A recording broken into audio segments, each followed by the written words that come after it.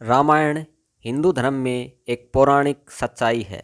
इसमें भगवान राम, भगवान हनुमान, भगवान शिव और अनेकों देवी देवताओं का बहुत बड़ा योगदान है। लेकिन इसमें एक योगदान और है जिसका नाम रावण है। रावण बहुत ही बलशाली था, बहुत ही विद्वान और बहुत ही बुद्धिमान था। आखिर उसके पास इतनी शक्तियाँ कहाँ से आई थी? तो इतनी शक्तियाँ भगवान शिव के वरदान से आई थी। रावण भगवान शिव का परम भक्त था। उन्होंने भगवान शिव को प्रसन्न करने के लिए अपने शीश तक भगवान शिव को काट कर चढ़ा दिए थे। भगवान शिव का वर्णन जहाँ भी होता है तो न तो उनका कहीं अंत का वर्णन है और न कहीं आरंभ का वर्णन है। तो इसलिए कहा गया है कि आरंभ का अंत भी शिव है और अंत का आरंभ भी शिव है। इसलिए भगवान शिव को देवों के देव महादेव कहा जाता है। जब रावण का जिक्र आता है तो स्वर्ग की सीढ़ियों का भी जिक्र आता है, क्योंकि रावण ने स्वर्ग में जाने की सीढ़ियाँ बनाने की बात कही थी। तो क्या वास्तव में रावण ने स्वर्ग में जाने की सीढ़ियाँ बनाई थी या फिर यह एक मिथक है?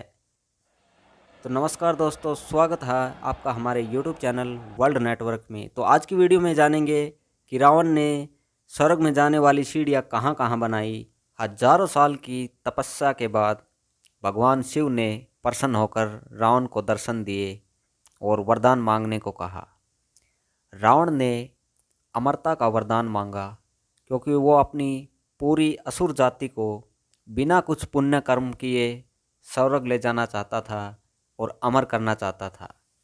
तो भगवान शिव ने रावण को अमरता का वरदान दे दिया। लेकिन भगवान शिव ने एक शर्त रखी कि वो एक दिन में अगर 5 पौड़ी बना देगा तो वह अमर हो जाएगा। अर्थात स्वर्ग में जाने की अगर वो एक दिन में 5 सीढ़ियाँ बना देगा तो वह अमर हो जाएगा।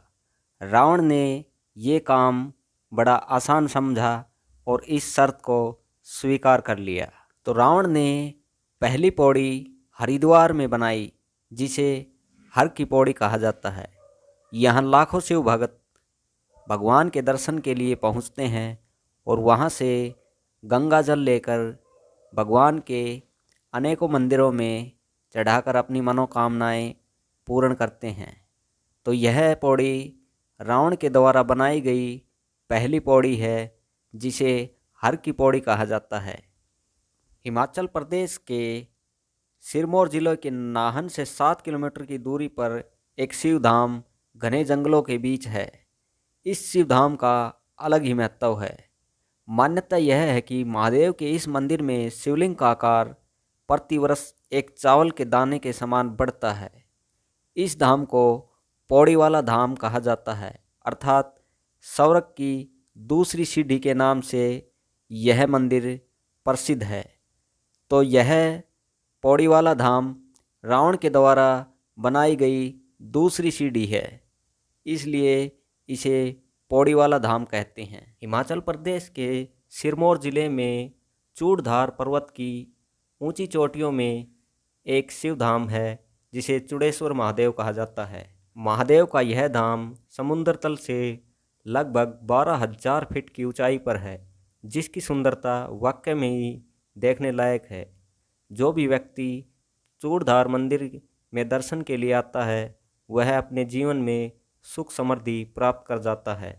तो इस तरह से इस शिव धाम को स्वर्ग की तीसरी सीढ़ी के रूप में भी माना जाता है।